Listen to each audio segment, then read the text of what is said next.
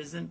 Yes. And I was telling them they have to learn to do dawah, and they were saying, how? We're in prison. How could we possibly give the dawah?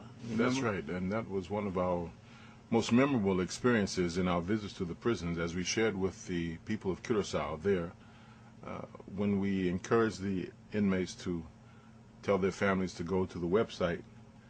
We never expected that they would do that, but in fact one did, and of course his sister went to the website, printed the material off, and against the advice of her brother, who was the inmate, she read the material, and as a result... I like that part. I like that part where you say, and whatever you do, don't read it, because what are they going to do? They're going to read it. What do they call it? Reverse psychology. Reverse psychology, that's right. And as a result, as we mentioned there, that she did become a Muslim. Yeah.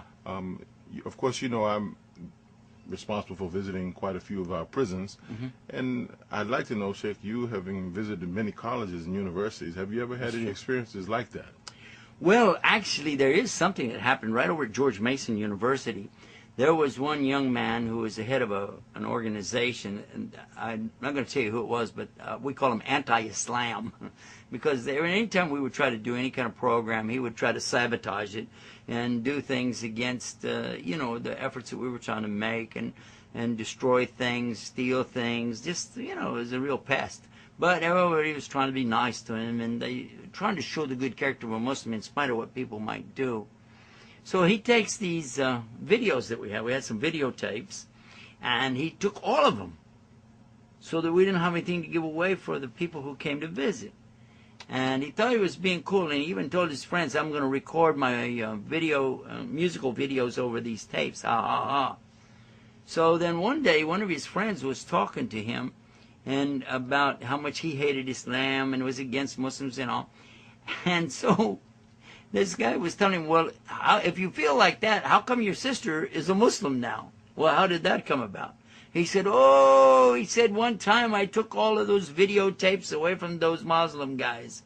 And I took the tapes I was going to record over them. But before I could record her over all of them, my sister pulled out one of them and she stuck it in the TV, you know, the VCR player. And she watched it, and she accidentally became a Muslim.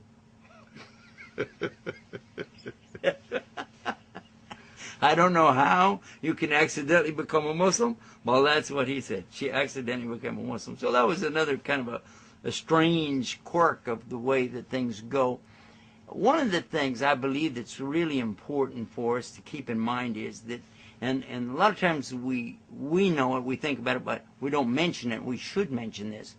In Islam, nobody can be forced to come into Islam. And it's impossible, because Islam means the willful submission to God on His terms. And you cannot willfully submit if somebody's forcing you. It's the opposite. That's correct. So, therefore, nobody can be forced to go into Islam. In fact, that's what Allah says in the Quran, La ikraha fid din. This means that there is no compulsion forcing anybody to submit to Allah. Of course, if you understand that, it means, though, if you do choose to submit, then you have to totally become a Muslim. So it's not like a scapegoat narration in the Quran that says that, okay, Muslims don't have to practice Islam. Some might say, oh, la ikraha fid din, I don't have to wear hijab, you know, the covering, yes, and I don't have to pray 5 times a day. Why? Well, you can't force me because la ikraha fid din. No, la ikraha fid din is very clear, meaning that once you know who God is and what His conditions are, what your purpose of life is, once you understand that, then you have a responsibility to totally submit. And if you do that, it's complete. You can't say, well, you know, la ikraha fid din, I can take it and leave it and do what I like. So that's one statement I think has to be cleared up, that nobody can be forced into Islam. There's another point, too, though. I'd like to mention this, and that is, you know, a lot of people see you and I, we're out here talking with so many people. They come to Islam, and they'll say, well, how many people did you guide to Islam? How many people did you guide? And what would you tell them? Well, I would tell them that I don't guide anyone, that Allah guides to Islam. That's exactly true. That's exactly what anybody who does what we do knows that. But a lot of people think that we're out here guiding the people, that we're more or less even coercing them or doing a salesmanship routine on them, getting them to come into Islam. And nothing could be further from the truth, because if we did this kind of a routine on somebody and they came into Islam based on that, they wouldn't be in Islam anyway. Because as we said a few minutes ago, that the idea of going into Islam is you choose to submit to God on His terms. You're doing what He wants you to do. And if you did that, then you would be voluntarily submitting. And as such, in Arabic, aslama. And that's where Islam comes from. So when people say, well, how many people were guided by you or guided by what you did? I say, no. Allah guides the people.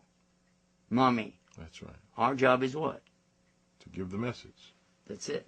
We're messengers. We're messengers. And we try our best to deliver it in the best way. And then what the people do with the message after they get it's up to them. So that's pretty much it. But it was great to be in Curacao with you. I really enjoyed being down there. That was one of our first trips together.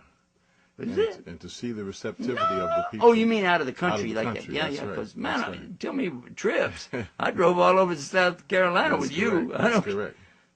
And some of the time you were awake. We visited 11 prisons in 3 days. This man. And I don't think this man sleeps when he drives. Shh, don't tell anybody. You've been watching Bridge to Faith with Yusuf Estes, with Tahir Sabri. It's been our pleasure once again to be with all of you. We ask Allah, the Almighty One God, to guide all those who seek truth to the right path, to the right bridge, to get to the right faith. Until next time, from me and from him. Assalamu alaikum. Wa alaikum assalam wa rahmatullahi wa barakatuh. أفمن شرح الله صدره للإسلام فهو على نور من ربه فويل للقاسية قلوبهم من ذكر الله